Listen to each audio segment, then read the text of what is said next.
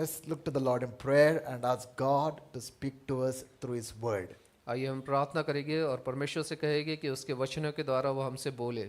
May I encourage you to open your hearts, your minds to what the Lord has to speak to us this evening. अपने हृदय अपने मन को हम खोले और परमेश्वर से कहे कि वो हमसे बोल Turn your attention to Him. और अपना ध्यान हम उसके ओर केंद्रित करें Let us understand that we have a Father who loves us. और ये हम समझे कि हमारा एक पिता है जो हमसे बहुत प्रेम करता है Let us understand we have a God who speaks to us. और हमारा ऐसा प्रभु है जो हमसे बात करता है Let us understand that in His word there is power. और उसके शब्दों में कई सामर्थ है। Father, we thank you for your presence. परमेश्वर पिता हम धन्यवाद देते हैं आपकी उपस्थिति के We लिए thank you for your people who are here this evening. और धन्यवाद देते हैं आपके सभी लोगों के लिए जो यहाँ पे उपस्थित है We thank you for all the people who are connected online with us. और जितने भी लोग ऑनलाइन हमसे जुड़े हुए हैं उनका भी हम धन्यवाद देते We हैं thank you that you love each one of us. और हम आपको धन्यवाद देते हैं कि आप हम हर एक से प्रेम करते हैं। God, your word is so powerful than any other words in this world. आपका वचन इतना सामर्थ्यशाली है कि कोई भी वचन इस दुनिया का है उससे कई बढ़कर शक्तिशाली आपका वचन है। Let your word come and pierce through our hearts. और आपका वचन आके हमारे हृदय को भेदे And Lord, you do your awesome works in our life. और आपका महिमावंत कार्य हमारे जीवन में हो सके ऐसा होने Holy दीजिए। Spirit, we ask you to take complete control over this time. और पवित्र आत्मा हम प्रार्थना करते हैं कि इस सभा का आप नियंत्रण लीजिए। In Jesus' mighty name we pray. प्रभु यीशु मसीह के सामर्थ्य नाम में हम मांगते हैं। Amen. Amen. Hallelujah. Hallelujah. You're all here? क्या आप सब यहाँ पे हैं? For a moment I thought nobody is here. मुझे ऐसा लगा कि कोई नहीं है। Hallelujah. Hallelujah. Come on, shout hallelujah. Hallelujah. Amen. Let's turn our Bibles to book of Ezra. और इज़रा नबी की किताब इसके हम देखेंगे We will read chapter 7 and verse 1 to 10. और वचन 7वें अध्याय वचन 1 से 10 तक हम इसको देखेंगे। Let me read verse 1 first. और पहला वचन को मैं पढ़ूंगा। Now after this, in the reign of Artaxerxes, king of Persia, Ezra the son of Seraiah, the son of Azariah, and son of Hilkiah. इन बातों के बाद अर्थात फारस के राजा अर्थशास्त्र के दिनों में एजरा बेबीलोन से यरूशलेम को गया। वह सराया का पुत्र था और सराया अजरिया का पुत्र था, अजरिया हिलकिया का। I will straight away jump to verse 6. और उसके बाद मैं 6वें वचन से आगे पढ़ूंगा We just see the lineage of Ezra there. और वहाँ पे हम उसका गोत्र देखते हैं एजरा का। We will discover that Ezra comes in the lineage of Aaron, the chief priest. और हम देखते हैं कि यहाँ पे वो हारून महायाजक का वो उसके गोत्र से वो आता है। Verse 6 we read, this Ezra went up from Babylonia. He was a scribe skilled in the law of Moses that the Lord, the God of Israel, had given, and the king granted him all that he asked, for the hand of the Lord his God was on him. और 6वां वचन यहाँ Ezra मूसा की व्यवस्था का के विषय जिसे इस्राएल के परमेश्वर यहोवा ने दी थी, निपुण शास्त्री था। उसके परमेश्वर यहोवा की कृपा दृष्टि उसके ऊपर रही, इस कारण राजा ने उसको मुंह मांगा वर दिया। Let's read the following verses as we go on. और आगे के वचन हम बाद में पढ़ेंगे। But here I want us to turn your attention this evening upon this man called Ezra. और आज शाम के समय इस एजरा नबी के बारे में हम देखेंगे। He was a man who lived during the captivity of Israel in Babylon. और जो बेबीलोन में इजरायलियों को बंदीवास में लेके गया था, उस समय में एजरा का वहाँ पे वो कार्य कर रहा है। You need to understand a little bit of history to understand the Old Testament. और हमको थोड़ा सा इतिहास को जांचना पड़ेगा कि ताकि हम इस पुराने नियम को हम समझ सके। Now, there was this time when people of God had rebelled against God. और ये ऐसा समय था जब जो परमेश्वर के जो बच्चे थे उन्हें बलवा किया परमेश्वर के विरुद्ध। In spite of God warning them many times, sending them his prophets to turn them unto God, they did not heed to the word of God. और परमेश्वर ने कई बार उनको चेतावनी दी, अपने दासों को भेजा और उनको समझाया कि अपने कार्यों से पलटे, लेकिन वो लोग नहीं सुधरे। And ultimately he had to allow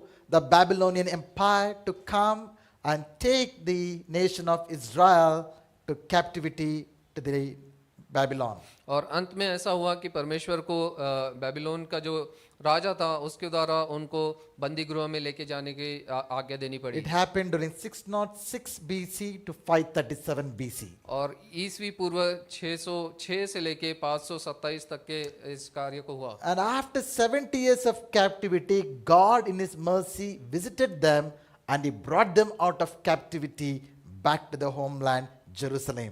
और 70 वर्ष की उस गुलामी के बाद में परमेश्वर ने अपनी दया दृष्टि उनके ऊपर की और बेबीलोन के दासत्व से उनको छुड़ा के वापस इज़राइल में लेके आए। Praise God, we have a God who does not abandon us. और परमेश्वर की स्तुति हो कि हमारा ऐसा परमेश्वर है जो हमको कभी नहीं छोड़ता। Praise God, we have a God who does not forget His promises. और हमारा परमेश्वर ऐसा परमेश्वर है जो अपने वायदों को कभी नहीं भूलता। There are times we rebel against God. और कई बार हो सकता है कि हम उसके विरुद्ध में बलवा करें। There are times we disobey God. कई बार हम उसकी आज्ञा को नहीं मानते। There are times that we walk in our own ways. कई बार हम अपनी हिसाब से अपने जीवन को बिताते हैं। And God will take us through some tough experiences to teach us some valuable lessons.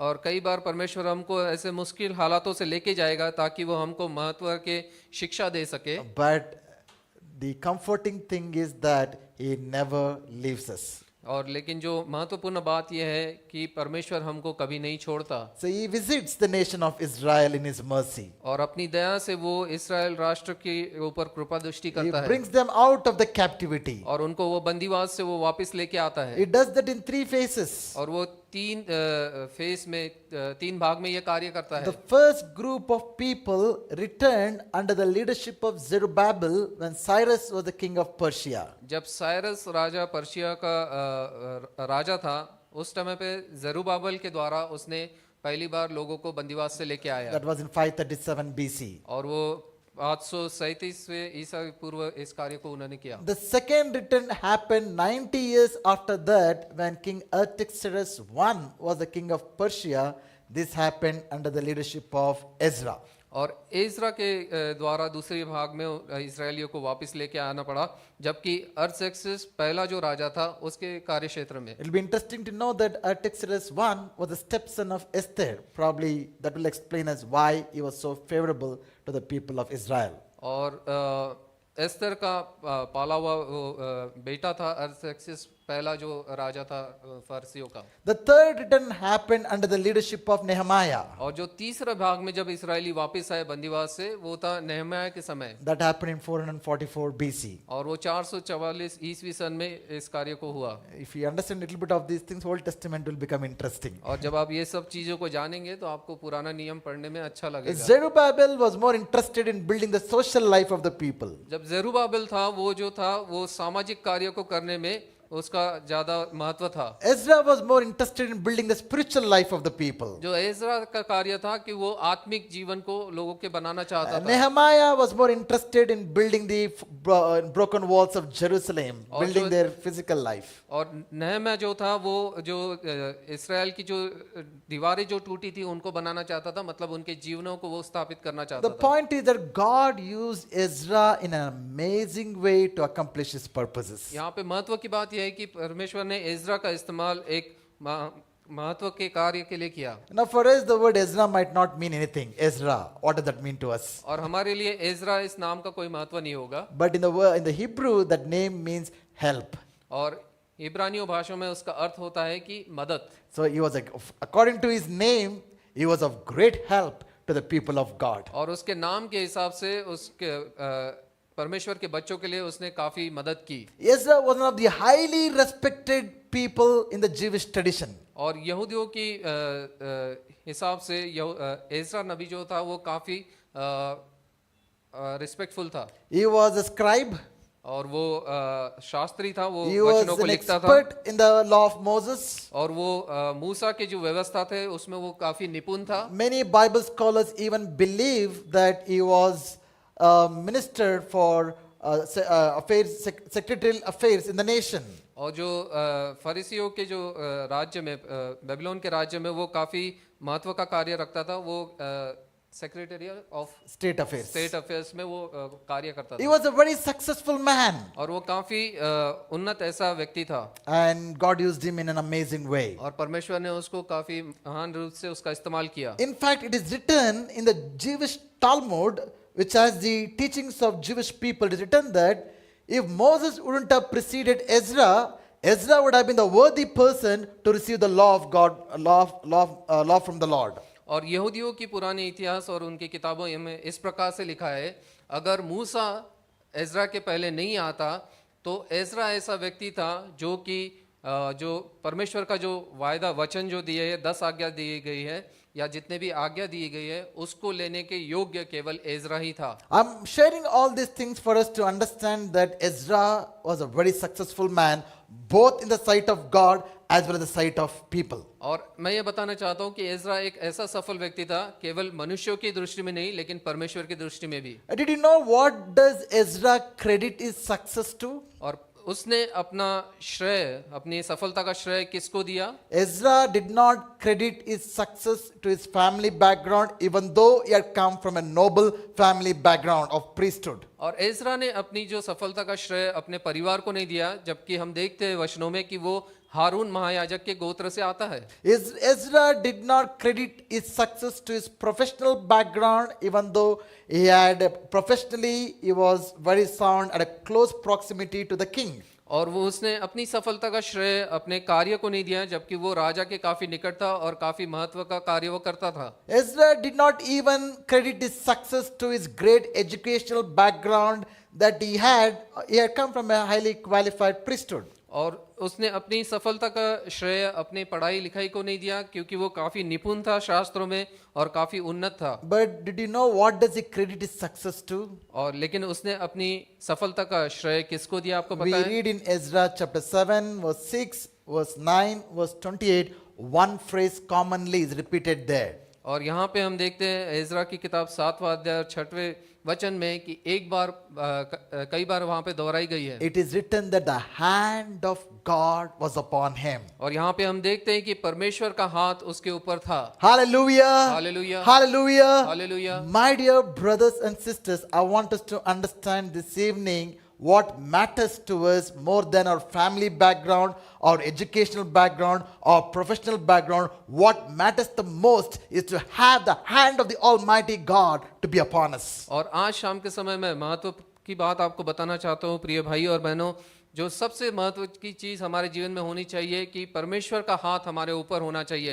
यह नहीं कि हम किस परिवार से आते हैं, कि हमने कितना पढ़ाई लिखाई किया है, कि किस कार्य को हम कर रहे हैं, लेकिन परमेश्वर का हाथ हमारे जीवन में महत्व रखता It है। doesn't matter whether we have a great family or not so great family. और इसका कोई महत्व नहीं है कि आप कई अच्छे परिवार से आ रहे हैं या किसी खराब परिवार से It आ does रहे हैं। not matter whether you are well qualified or not qualified. और इसका कोई महत्व नहीं रखता कि आप अच्छे पढ़े लिखे हैं या आप ज्यादा पढ़े लिखे नहीं हैं। God's hand upon us is what matters in our life. सबसे महत्व की बात है कि परमेश्वर का हाथ हमारे जीवन में होना When जरूरी the है। hand of God is upon our life, we shall see success in everything that we do. और परमेश्वर का हाथ जब हमारे जीवन में रहेगा तो हम हर एक कार्य में सफलता को प्राप्त करेंगे। When the hand of God is upon us, we will be able to overcome any challenge that comes in our life. अगर परमेश्वर का हाथ हमारे जीवन में है तो जीवन में जितनी भी मुश्किल आएगी हम उसका सामना कर सकते हैं, उसके ऊपर हम विजय पा सकते हैं। When the hand of God is upon our lives, we will not be afraid of anything in life. जब परमेश्वर का हाथ हमारे ऊपर में है तो हम किसी भी चीज का हम भय नहीं मानेंगे। When the hand of God is upon us, we will be able to do incredible things in life. और जब परमेश्वर का हाथ हमारे जीवन में है तो हम काफी महत्व के कार्य हमारे जीवन में कर सकते हैं। How many of you want to see the hand of God upon your life? और आप में से कितने लोग देखना चाहते हैं परमेश्वर का हाथ आपके जीवन के If you ऊपर? want to see success in your family life, अगर आपके पारिवारिक जीवन में आप सफलता देखना चाहते if you हैं, want to see success in your professional life, अगर आपके कार्य क्षेत्र में आप सफलता देखना चाहते if you हैं, want to see success in your education and business, और आपकी पढ़ाई में या आपके व्यवसाय में आप सफलता देखना if you चाहते want to हैं, see success in your job,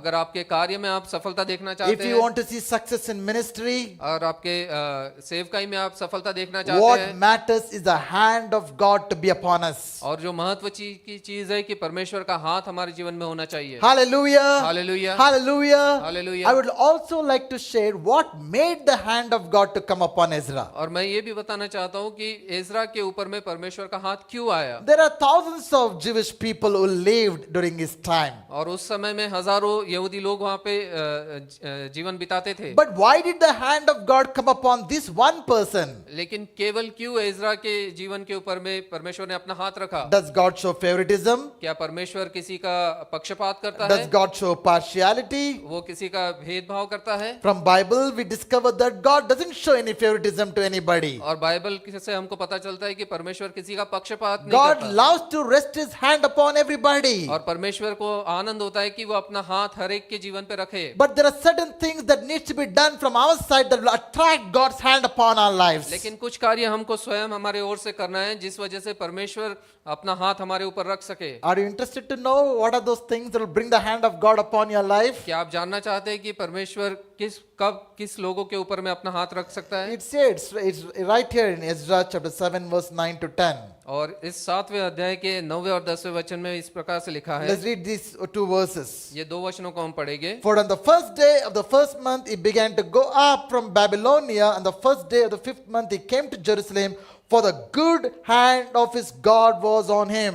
और यहाँ इस प्रकार से लिखा है, पहले महीने के पहले दिन को बेबीलोन से वो चल दिया और उसके परमेश्वर की कृपा दृष्टि उसके ऊपर रही। For Ezra had set his heart to study the law of the Lord and to do it and to teach his statutes and rules in Israel. क्योंकि इज़रा ने यहोवा की व्यवस्था का अर्थ जानने के लिए और उसके अनुसार चलने और इस्राएल की विधियों और नियम सिखाने के लिए अपना मन लगाया था।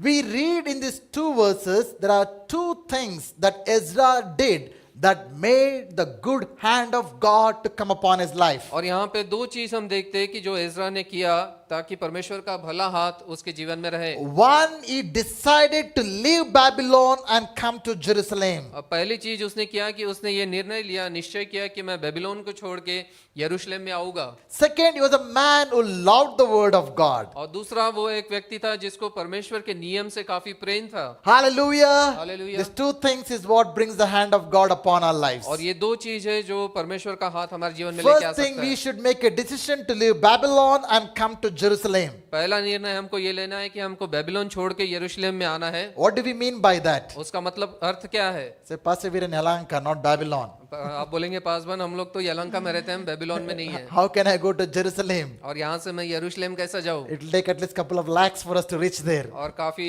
पैसा लगेगा वहां जाने के लिए। Now, Babylon represents the world and its system. और जो बेबीलोन इसको दर्शाता है कि जो दुनिया और दुनिया के जो कार्य है उसको। Babylon represents the worldly life. और जो सांसारिक जीवन है उसको बेबीलोन दर्शाता है। Now, I want you to understand that Babylon was a great city during that time. और उस समय में बेबीलोन ये जो था एक महान शहर था। It was a beautiful city. और काफी सुंदर वो शहर था। All those wonders of the ancient time, the hanging gardens was there. और जो पुराने जमाने के जो महत्व की चीजें थी जैसे हैंगिंग गार्डन वहां पे था। It was, we can compare that to today's Las Vegas or Los Angeles, to fully developed city of those times. और आज के हिसाब से आप लास वेगस या कई बड़े शहरों को की तुलना बेबीलोन के साथ कर सकते हैं। But it was also filled with all kinds of sin and wickedness and immorality. लेकिन उसी के साथ में वहां पे काफी सारे कुकर्म और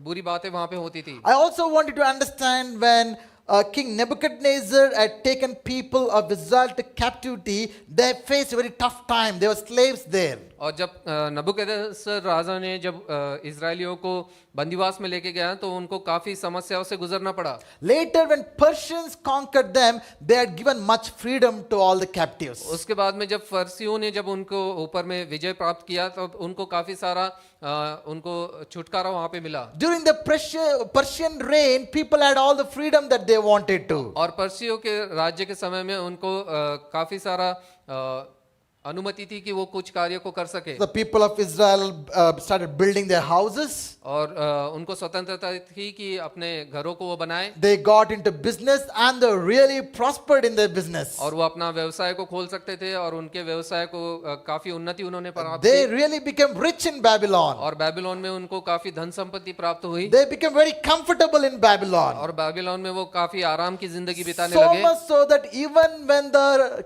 kings allowed the people to go back to Jerusalem, people did not want to go. और वो इतने आरामदायक अपना जीवन वहां पे बेबीलोन में बिता रहे थे कि जब राजा ने उनको अनुमति दी कि तुम जाके वापस यरूशलेम में चले जाओ, वो जाने के लिए तैयार नहीं थे। Jerusalem is a ruined city. और यरूशलेम जो है वो टूटा हुआ शहर है It's a destroyed city. और वो पूरा टूटा हुआ बिखरा हुआ There's शहर है nothing attractive or appealing in that city. और वहां पे कोई भी सुंदरता नहीं है जो चीज उनको वहां पे No लेके आए। education centers, no entertainment centers, no business centers, nothing is there in Jerusalem. और कोई मनोरंजन की चीज नहीं है, कोई पढ़ाई लिखाई की चीज नहीं है, कुछ नहीं है यरूशलेम में। You all should know that Ezra was in a very highly,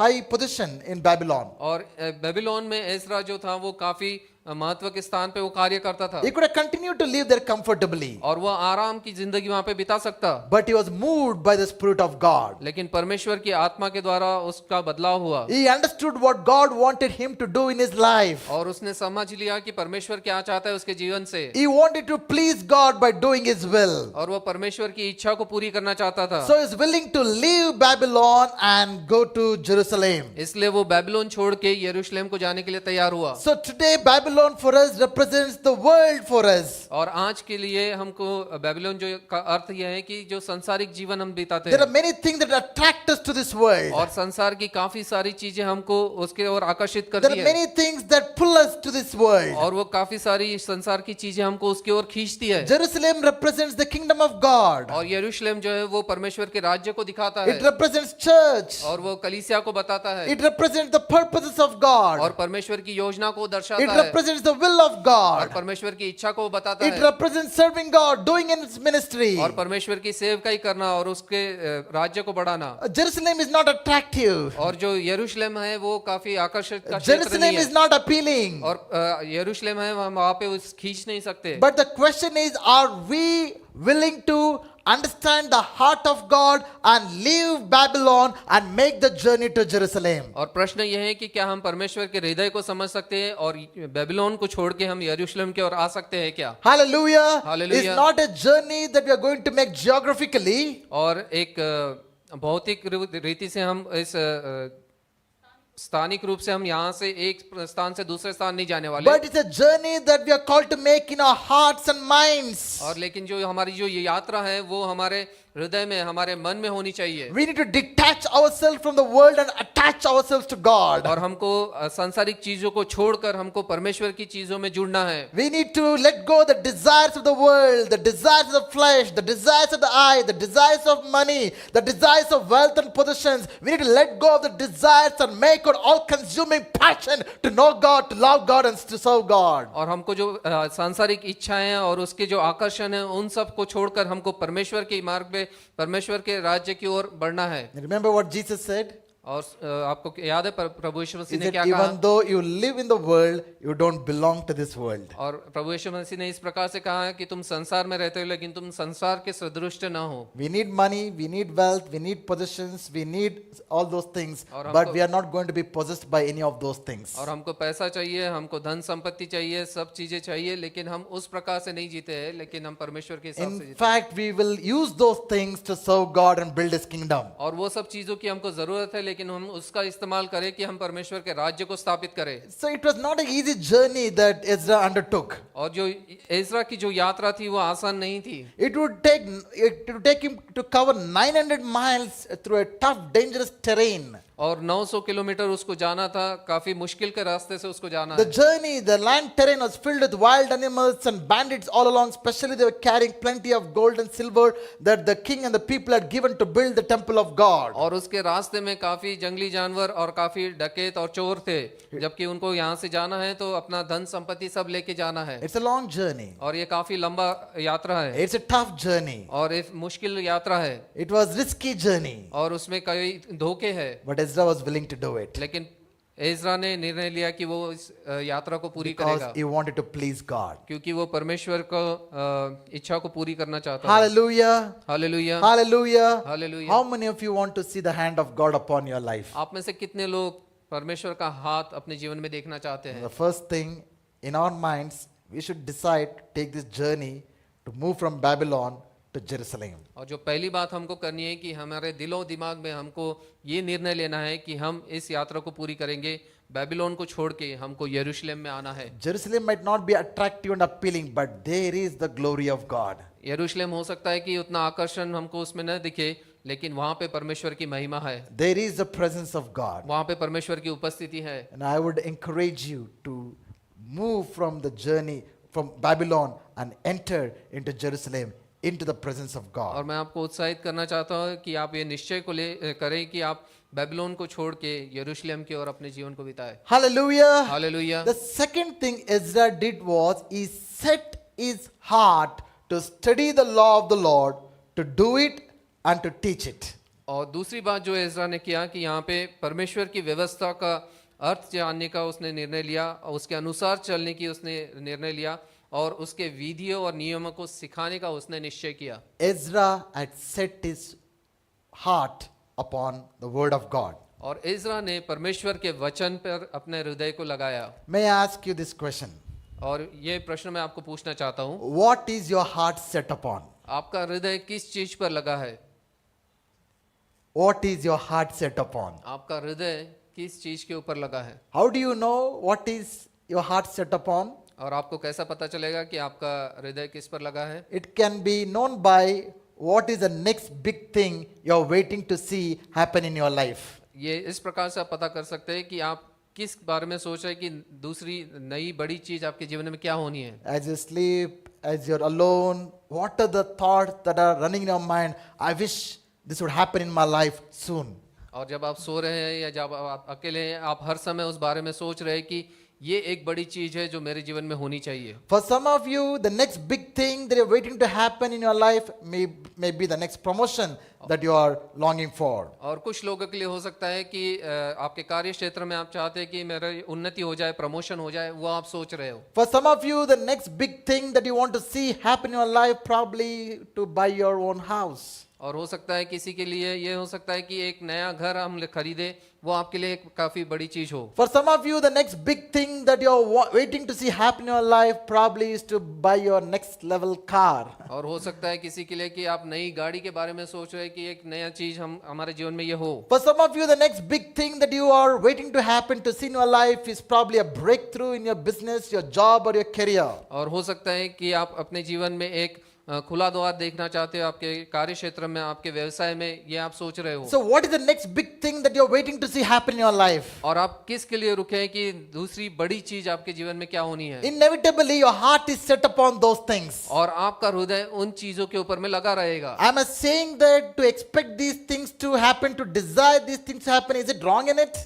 और मैं ये नहीं कह रहा हूँ कि जो चीज आप सोच रहे हैं कि आपके जीवन में हो उसके ऊपर में आप लक्ष्य लगाए, अपना हृदय लगाए, ये गलत नहीं है। I am not saying it is wrong. और मैं ये नहीं कह रहा हूँ कि ये गलत है। May God bless you with all those things that you're waiting for, praying for, longing for, desperate for. May God bless you over and above those things. और परमेश्वर आपको आशीर्वादित करे, जिन चीजों के लिए आप राह देख रहे हैं, जिनकी आप बाट जो रहे कि वो आपके जीवन में आए, उससे भी बढ़कर परमेश्वर आपको But I would आशीर्वादित like to करे। encourage you beyond those things, set your hearts upon God Himself. लेकिन उससे भी बढ़कर मैं कहना चाहता हूँ कि अपने हृदय को आप परमेश्वर की ओर लगाए Hallelujah. Hallelujah. Set your hearts upon the Word of God. और अपने हृदय को आप परमेश्वर के वचनों पर लगाए। Ezra did 3 things with the Word of God. और एजरा ने 3 कार्यों को किया प्रभु के वचनों के बारे में। First, he studied the Word of God. पहला, उसने स्वयं उन वचनों को सीखा। He did not read the Word of God. उसने केवल पढ़ा नहीं, There's a difference between reading and studying. और पढ़ना और उसे सीखना, इसमें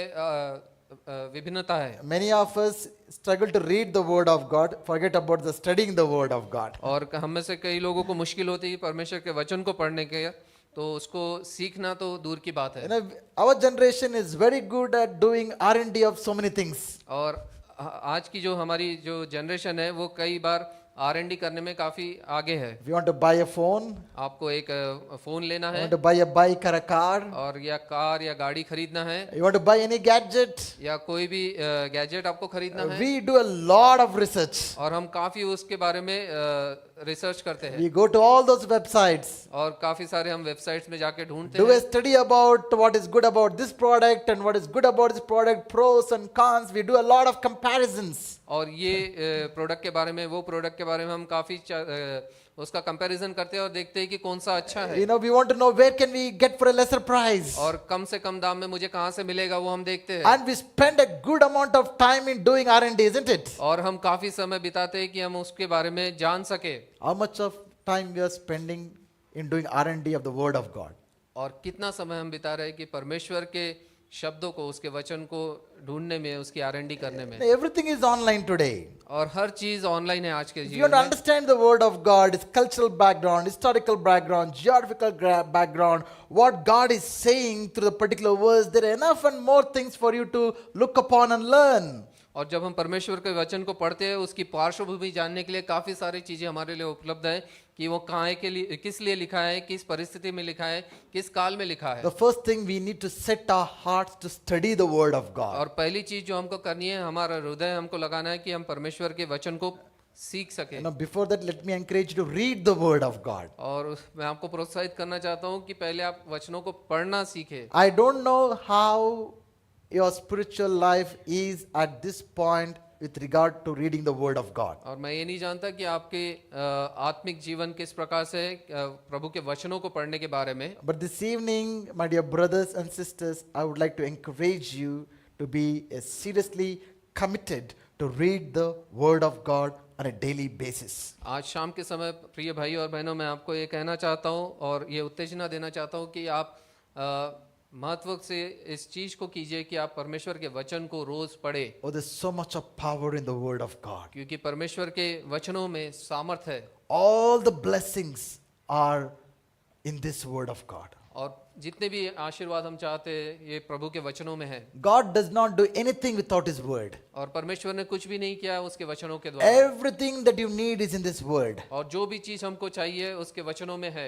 I would encourage you to fall in love with this Word. और उसके वचनों से हम प्रेम करें।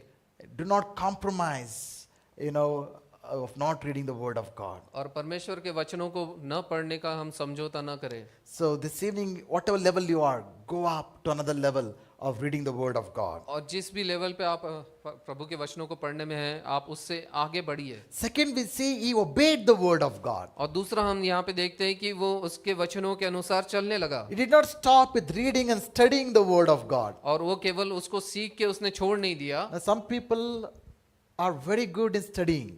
और कुछ लोग हैं वो काफी अच्छे से उसका अभ्यास करते हैं। Their knowledge of the Word of God is superior. और परमेश्वर के वचनों का उनका अभ्यास काफी अच्छा They है। know a lot of things in the scriptures. और परमेश्वर के वचनों में उनको काफी सारी चीजें पता है। Some of the times I am amazed by the knowledge that some of the people of God have about the Word of God. और कई बार मैं आश्चर्यचकित होता हूँ कि लोगों को देख के कि उनका परमेश्वर के वचनों में अभ्यास कितना है। But when it comes to obedience, there is a big gap. लेकिन जब उन वचनों का पालन करना है तो वहाँ पे काफी बड़ी गैप है।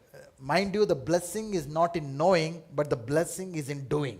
मैं आपको ये बताना चाहता हूँ कि केवल जानने से आपको आशीर्वाद नहीं मिलता है, लेकिन आप उस कार्य को जब वचनों को पढ़ के उसके अनुसार करेंगे तो उसमें आशीर्वाद आपको मिलेगा। But we need to know in order to do. But the knowing should lead to doing.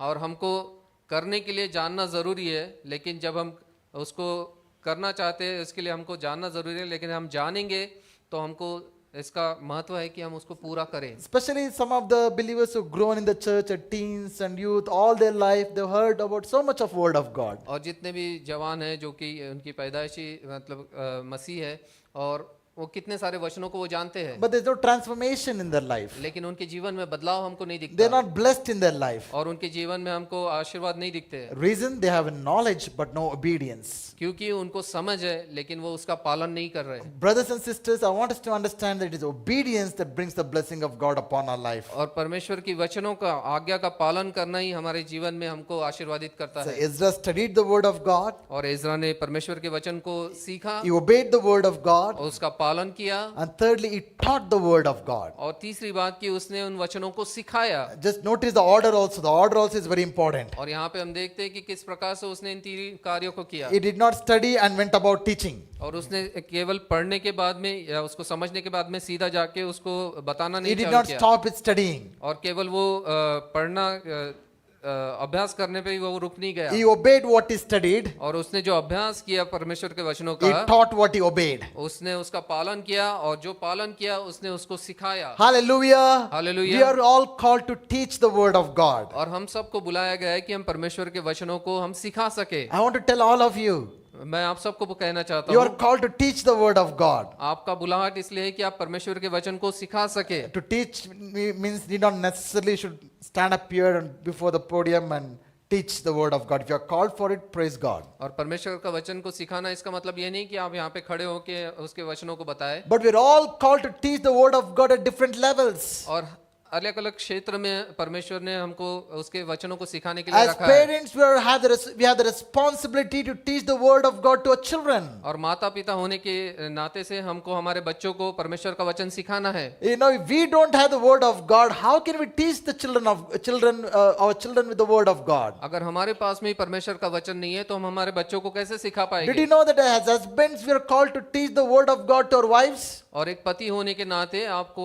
इसलिए बुलाया गया है कि आप अपने पत्नी को प्रभु का वचन सिखा You know सके। that? Bible says about it. क्या आपको ये पता है कि बाइबल इस प्रकार से कहती है? Ephesians chapter 5 verse 25 to 26 says that. इफिसियों इसका 5वां अध्याय वचन 25 में इस प्रकार से लिखा है। It says, husbands, you need to love your wife the way Christ loved the church. और यहाँ पे इस प्रकार से लिखा है कि पतियों तुमको अपनी पत्नी को इस प्रकार से प्रेम करना है जैसा मसीह ने कलीसिया से प्रेम किया। You need to cleanse your wives the way Christ cleansed the church with the word of God. और अपने पत्नी को आपको इस प्रकार से पवित्र बनाना है जिस प्रकार से प्रभु यीशु मसीह ने वचनों के द्वारा कलीसिया को पवित्र किया। But generally we see it the other way around in our times. और लेकिन हम इसका विपरीत हमारे जीवन में देखते हैं। It will be the wives who will be teaching the word of God to the husbands. जो पत्नियां हैं वो पति को प्रभु का वचन बताती It will है। be the wives will be dragging their husbands, come to church, come to prayer, now let's read together. It will be the wives who will be pushing the husbands. और जो पत्नियां हैं वो पति के पीछे लगती है कि चलो हम कलीसिया में जाए परमेश्वर का वचन But पढ़ें। इस according to प्रकार Bible, husbands are called to teach the word of God to their wives. से। लेकिन बाइबल के हिसाब से यहाँ पे लिखा है कि जो पति है उसका कार्य है कि वो अपने पत्नी को परमेश्वर का वचन सिखाए। Thirdly, as believers, we are all called to teach the word of God to one another.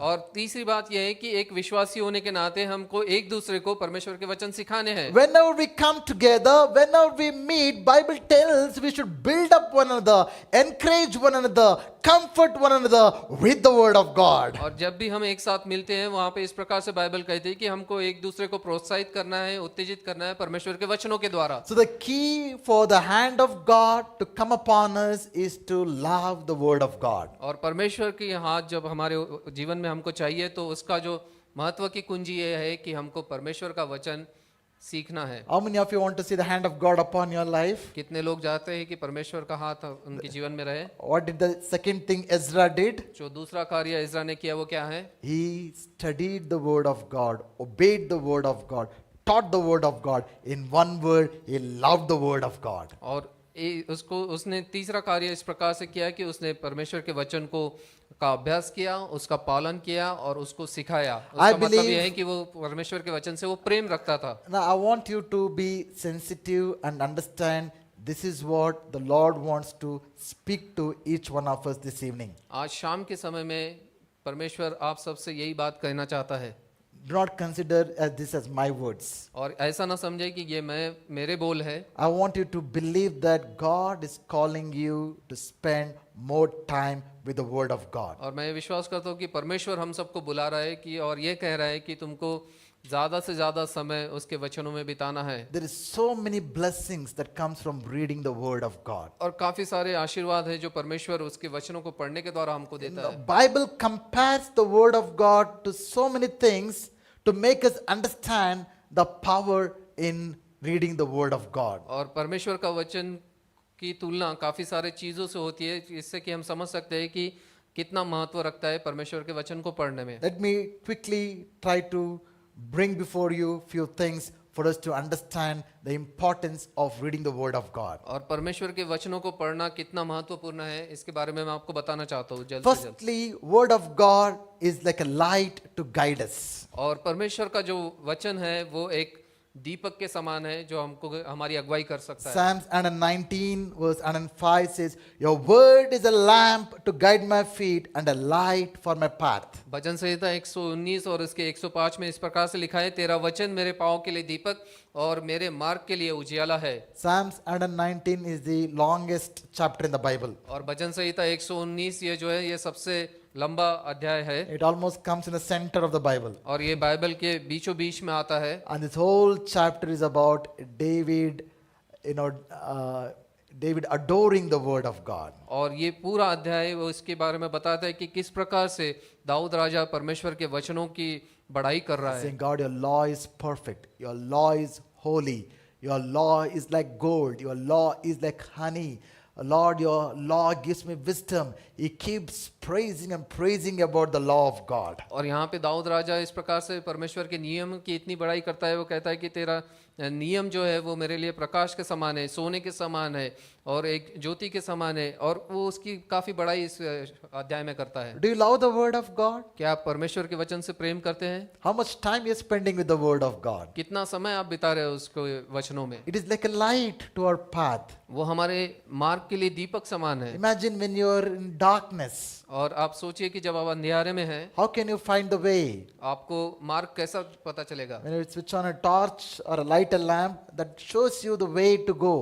कब जब आप कोई ज्योति जलाएंगे या कोई टॉर्च लगाएंगे तब आपको पता चलेगा किस प्रकार से जाना When है। we are confused, perplexed, disillusioned, don't know which way to take, where will we get the direction from? और जब आप असमंजस में हैं, आपको पता नहीं कि किस दिशा में जाना है, तो आप कहाँ पे आपका अपना लक्ष्य If लगाएंगे? you read the word of God, God will direct you, guide you to the right path through the word of God. लेकिन जब आप परमेश्वर के वचन को पढ़ेंगे, परमेश्वर आपको मार्ग दिखाएगी कि किस रास्ते से आपको जाना है और कहाँ से आपको गुजरना है। Second thing, word of God is like a mirror to reflect.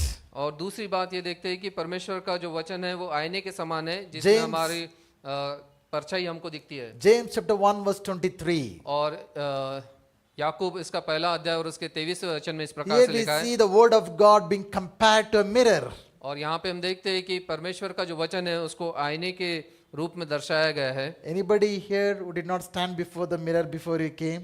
और आप में से कोई ऐसा व्यक्ति है कि आप आईने को आपने देखा नहीं हो यहाँ आने के पहले? I know some of you would have taken long time, spent long time before the mirror before you came here. और आप हो सकता है आप में से कई लोगों ने ज्यादा समय बिताएगा आईने के सामने यहाँ आने से पहले। Is there a day that you go without seeing yourself in the mirror? और ऐसा कोई दिन होता है कि बगैर आप आईने को देखे अपना जीवन पूरा दिन बिताते हो? You know, why do you want to see the mirror? क्यों आप आईना देखना चाहते हो? Mirror tells you how you look. क्योंकि वो आईना बताता है कि आप कैसे दिख रहे हो, Whether your hair is in perfect shape, आपके बाल सही है कि नहीं, whether your face is all right, आपका चेहरा ठीक है कि नहीं, whether you're all dressed well. आपने अच्छे कपड़े पहने हैं कि नहीं। It tells you how your outward appearance is. आपका बाहरी रूप वो आईना दिखाता है। Do you know how your inward appearance is? और आपका अंदरूनी दर्पण कैसा है, What tells you how your inward man is? और आपका जो अंदर का व्यक्ति किस प्रकार से वो It कैसे is दिखाता this है, mirror. और वो है इस आईने के द्वारा। This mirror, it tells you the condition of your heart. और ये जो वचन परमेश्वर का वचन है वो बताएगा कि आपके हृदय की दशा क्या है। This mirror tells you the condition of your mind. और ये जो आईना है वो दिखाएगा कि आपके दिमाग में क्या चल रहा है। This mirror tells you about the condition of your spirit. और आपके आत्मिक जीवन में क्या चल रहा है वो ये आईना दिखाएगा। If you really want your spirit man to look, beautiful, अगर आपको आपका आत्मिक व्यक्ति को सुंदर देखना है तो you should look at the mirror of the word of God. तो आपको परमेश्वर के वचन के आईने में अपने आप को देखना जरूरी है। And I imagine if James would have been in our times, he would have compared the word of God to X-ray or scanning or MRI. अगर याकूब अगर हमारे समय में अगर होता तो वो हो सकता है कि परमेश्वर के वचन की तुलना एक्सरे या एमआरआई स्कैन से वो You करता know, है। X-rays, MRIs reveal to us about our inward organs. जो एक्सरे और एमआरआई है वो हमारे जो अंदरूनी जो भाग है शरीर के वो दिखाते हैं। So when we read the word of God, जब हम परमेश्वर के वचन को पढ़ते हैं it tells us where we are going wrong. वो हमको बताता है कि कहाँ पे हम गलत कर रहे हैं, It corrects us. और वो हमको सुधारता है, It brings us back to the ways of God. और वो वापस हमको परमेश्वर के मार्ग में लेके आता है, It convicts us. और वो हमको कन्विक्ट करता है। The word of God tells us, hey, you need to forgive others. और परमेश्वर का वचन ये कहता है कि हमको दूसरों को माफ करना है। Word of God tells us if we are doing anything wrong, any wrong attitude that we have, it tells us. और कई हमारा बुरा व्यवहार है या कुछ हमारी बुरे चाल चलन है, परमेश्वर का वचन वो हमको बताता है। So I would like to encourage you to see yourself in the mirror of the Word of God every day. और हर दिन हमको परमेश्वर के वचन के आईनों में हमारे जीवन को हमको देखना जरूरी है। And as much as you would want to look beautiful and handsome, pay attention to your spirit man.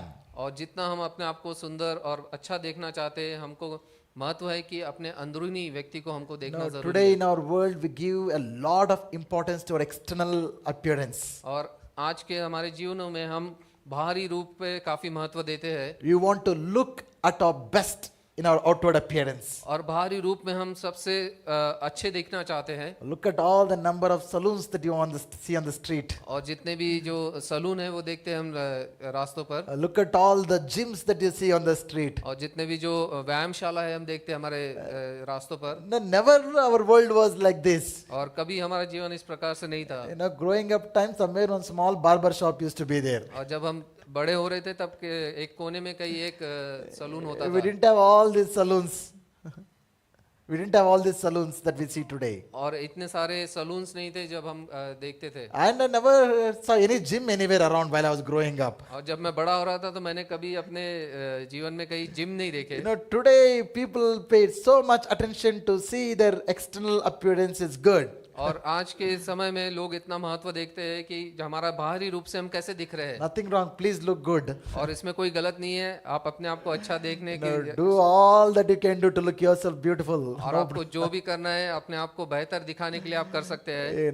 But also desire to look beautiful in your spirit. लेकिन उससे महत्व है कि आप अपने अंदरूनी जीवन को कितना सुंदर बना सकते Make हैं। your character beautiful. आपका जो स्वभाव है आपको कितना सुंदर बना सकते Make your attitude beautiful. हैं और अपने जो व्यवहार है आप कितना उसको अच्छा कर सकते हैं। Just like when people look at a physical appearance and may be attracted to you for a certain time, but when you're attracted to a character of a person, that's a different matter altogether. और हो सकता है कि बाहरी रूप को देख के आप किसी से आकर्षित हो सकते हैं, लेकिन अगर आप अपने चरित्र को अच्छा बना के उसके द्वारा लोगों को आकर्षित कर सकते हैं तो वो काफी महत्व है। So word of God is a mirror.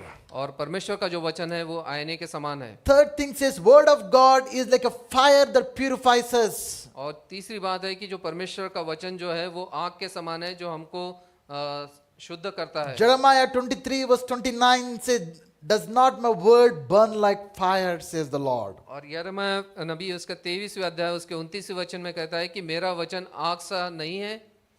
Fire talks about purifying or cleansing. और यो आग जो है ये दर्शाती है कि हमको शुद्ध करने के लिए। Many of you have some gold chains or necklace or rings or earrings, right? और हम में से कई लोगों के पास में सोने की चेन होगी या नेकलेस या रिंग्स होगी, अंगूठी होगी। How do you think all those came about? और आपको क्या लगता है कि वो कैसे ये चीजें बनी है? Growing up, probably would have thought that when you just go to the gold mines, all the necklace and bracelets and everything would be fallen on the gold mines. जब आप छोटे या छोटे थे तो उस समय आप ये सोचते हो कि हो सकता है कि भाई ये सोने की अंगूठी या चेन कोई सोने की खदान से ऐसी आ जाती Did you है। think like that? क्या आपको ऐसा सोचे आपने? But actually how the gold looks in the gold mines? लेकिन जो सोने की खदान में सोना कैसा दिखता है? Have anybody seen that?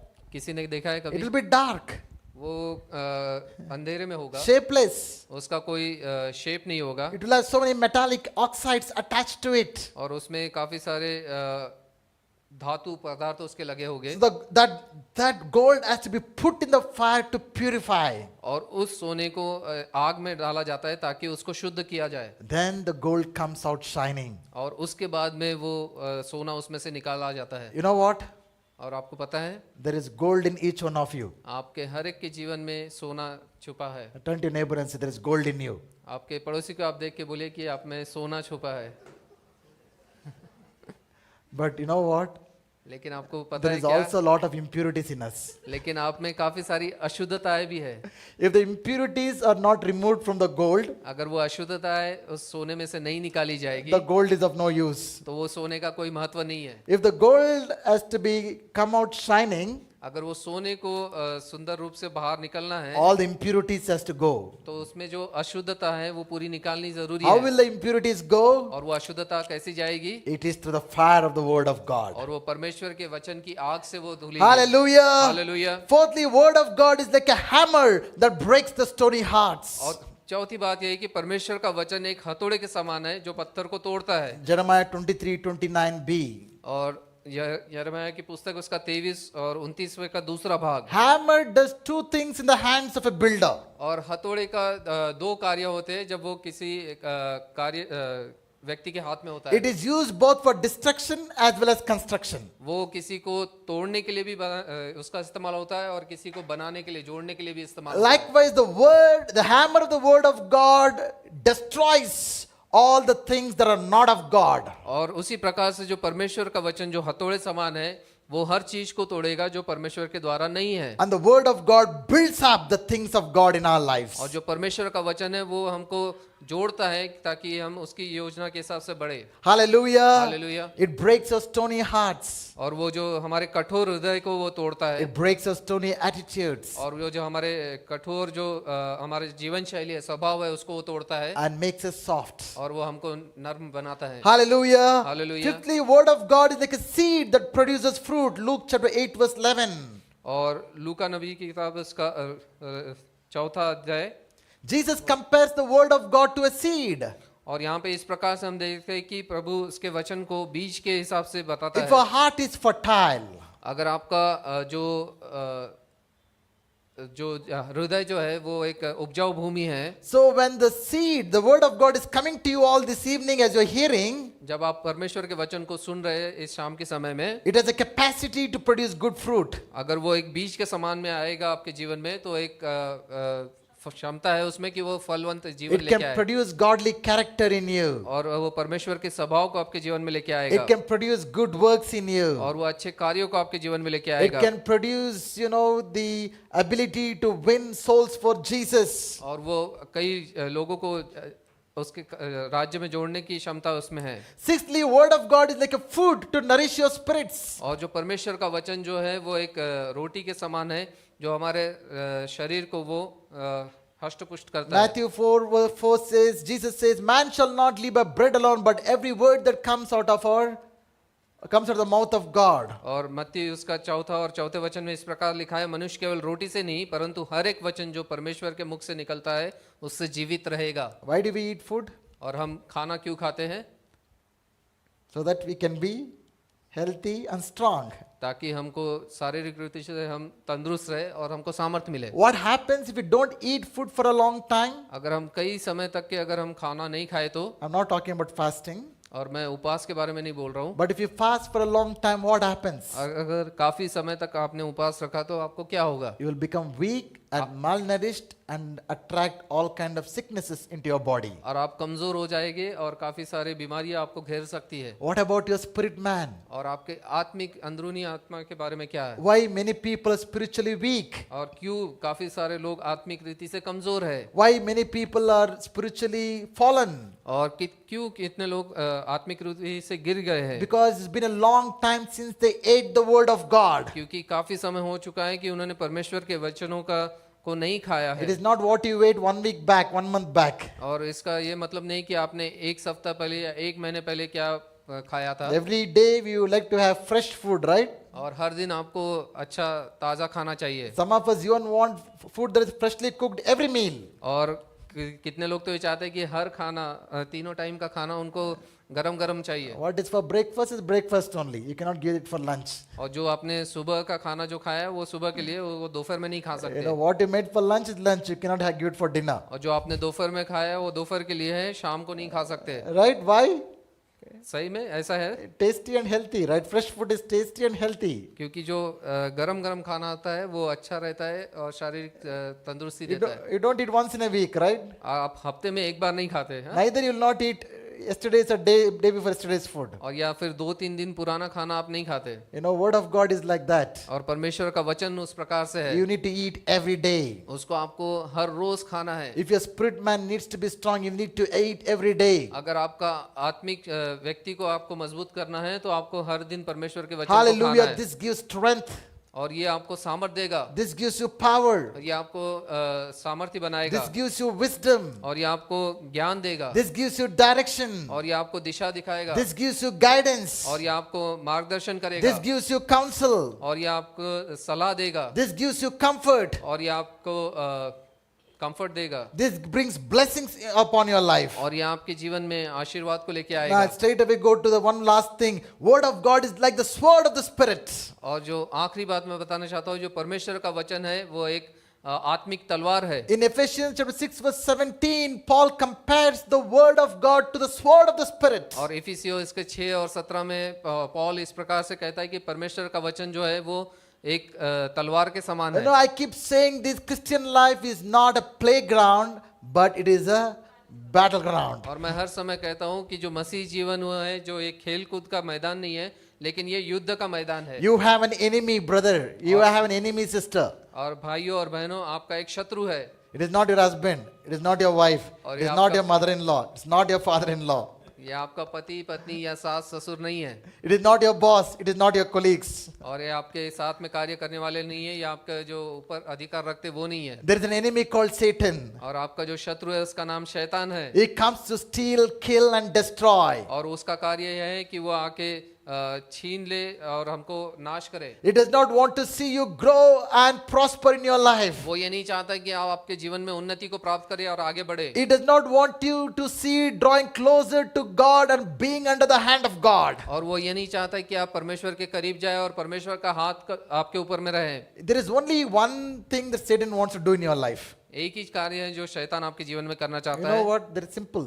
Satan's tactics are very simple. His objective is only one thing. और शैतान के जो कार्य है वो काफी साधारण है। उसका His एक goal ही is कार्य one है, thing. उसका जो उद्देश्य एक ही है, Somehow to draw you away from God.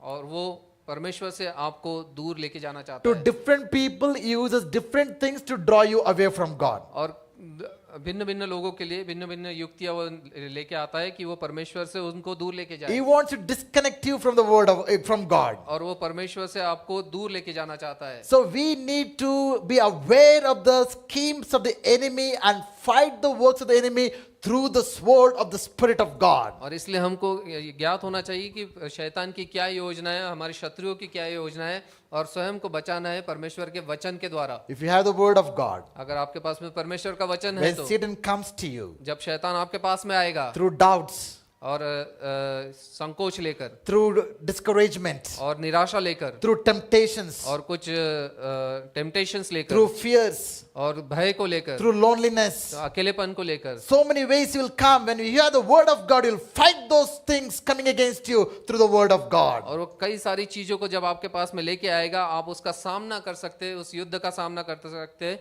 परमेश्वर के वचन के द्वारा। Are you beginning to understand the blessings of reading the word of God? क्या आप समझ रहे हैं कितना आशीर्वाद है परमेश्वर के वचनों को पढ़ने में? If you already having a good time with the word of God, praise God, I really appreciate you. अगर आप पहले से ही परमेश्वर के वचन में अच्छा समय बिता रहे तो प्रभु की स्तुति हो। But if you are not spending time with the word of God consistently, not spending quality time with the word of God, I pray that what I'm sharing this evening will draw you to make a commitment to read the word of God every day. लेकिन अगर आप ज़्यादा समय और अच्छा समय परमेश्वर के वचनों में लगातार नहीं बिता रहे, तो आज शाम के समय ये वचन आपके लिए है कि आप परमेश्वर की ओर अपने आप को खींच के लेके आइए और उसके वचनों में बढ़िए। Do you know what are common excuses people give for not reading the word of God?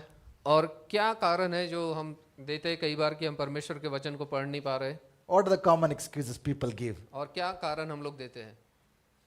First excuse, और जो पहला कारण इस प्रकार से है, I do not have time. मेरे पास में समय नहीं है। Really? क्या सही में आपके पास समय नहीं है? Is that true? क्या ये सच है? You feel that 24 hours, by God creating 24 hours, He made a mistake. Probably should have created 25 hours or 26 hours.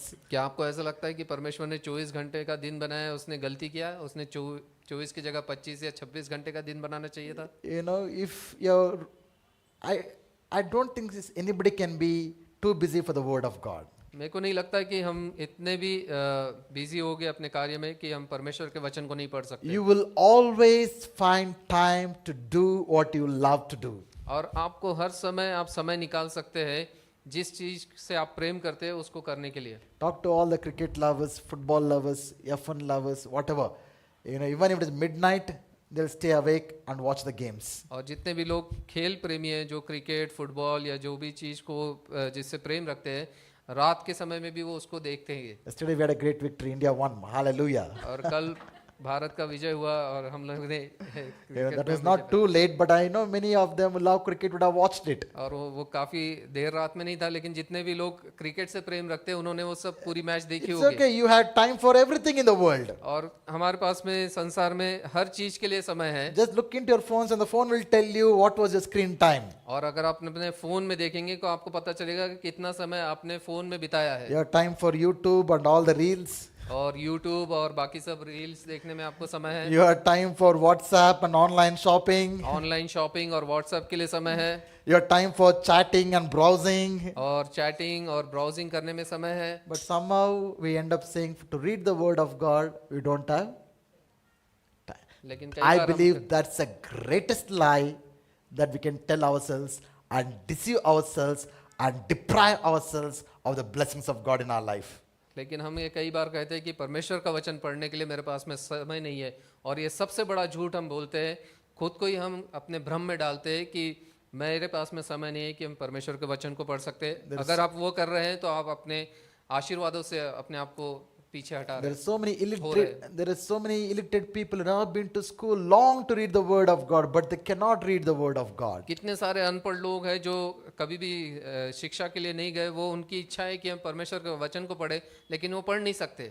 Aren't you glad that God has given you the gift of education? क्या आप आनंदित नहीं है कि परमेश्वर ने आपको अच्छी शिक्षा प्रदान की है? If you cannot use your gift of education to read the word of God, what profit is it? अगर परमेश्वर ने आपको इतनी बड़ी जो शिक्षा दी है, आपको वरदान दिया है, तो अगर आप उससे परमेश्वर के वचन को नहीं पढ़ सकते तो क्या महत्व है? What better thing can you do from your education other than reading the word of God? और उससे भी बढ़कर आप क्या कार्य कर सकते हैं अगर आप परमेश्वर के वचन को नहीं पढ़ते हैं तो? Remember, Satan wants to keep you away from the word of God. ये ध्यान में रखिए कि शैतान आपको परमेश्वर के वचन से दूर लेके जाना What चाहता is है। the second excuse that people give? और दूसरा एक कारण जो लोग देते हैं वो क्या है, What I hear from people? और जो मैं लोगों से सुनता हूँ, Somehow I don't feel like reading the word of God. और मुझे इस प्रकार से नहीं लग रहा है कि मैं परमेश्वर का वचन पढूं, You'll only feel like watching cricket match. और मुझे केवल क्रिकेट मैच देखने में ही अच्छा लगता है, You'll only feel like watching YouTube. और मुझे YouTube देखने ही अच्छा लगता है, You will only feel like watching movies. और मुझे केवल चलचित्र देखने में ही अच्छा You will लगता है, feel like going out. और मुझे बाहर घूमने में ही अच्छा No, लगता I'm है। not saying all those things are necessarily sinful. और मैं ये नहीं कह रहा हूँ कि वो सब एक पाप के रूप में But है, anything God tells you to do, it is against your carnal desires. You'll not feel like doing it. और जो भी चीज परमेश्वर करने के लिए कहता है, अगर वो हमारे स्वाभाविक रीति से अगर नहीं हो रहा है तो हमको वो अच्छा नहीं लगेगा करने के लिए। God tells you to pray, we don't feel like praying. परमेश्वर कहता है कि प्रार्थना करो, हमको ये लगता है कि हम प्रार्थना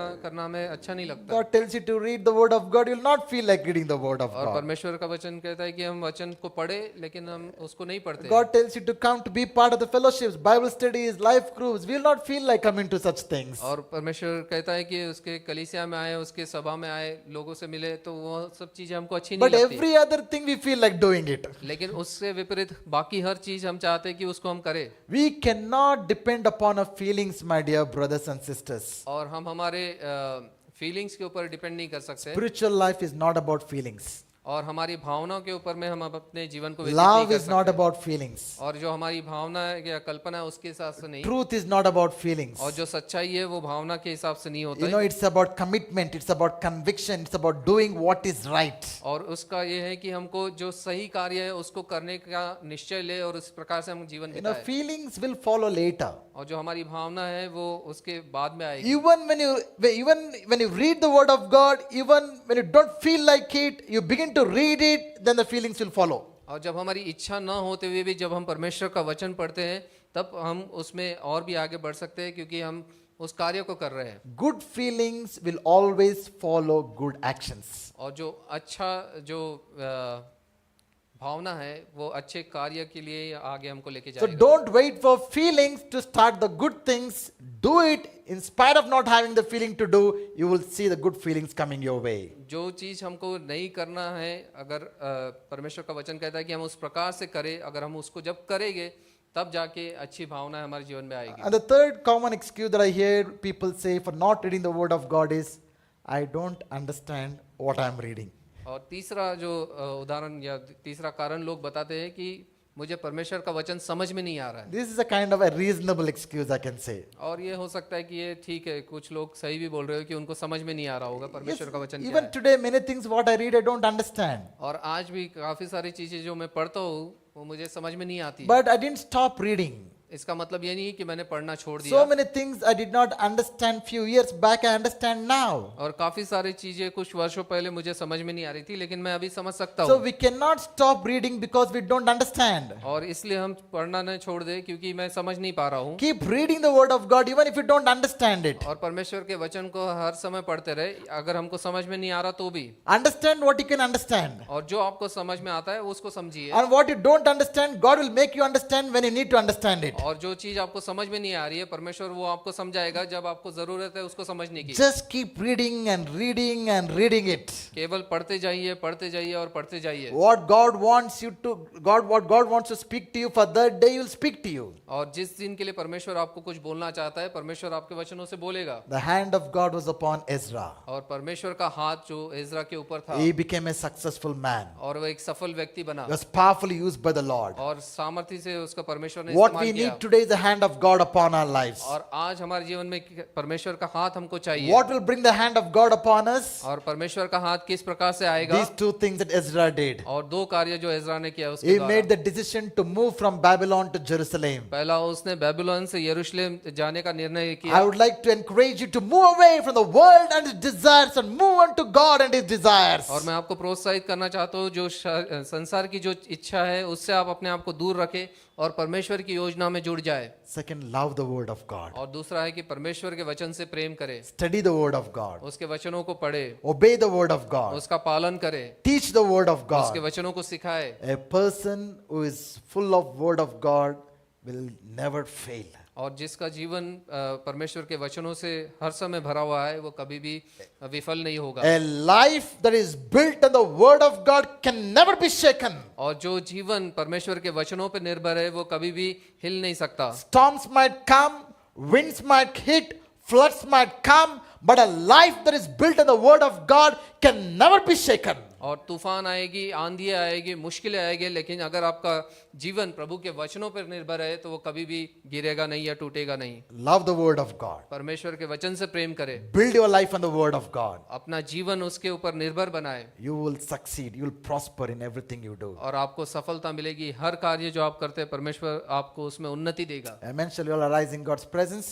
आमीन। आइए हम खड़े हो परमेश्वर की उपस्थिति में।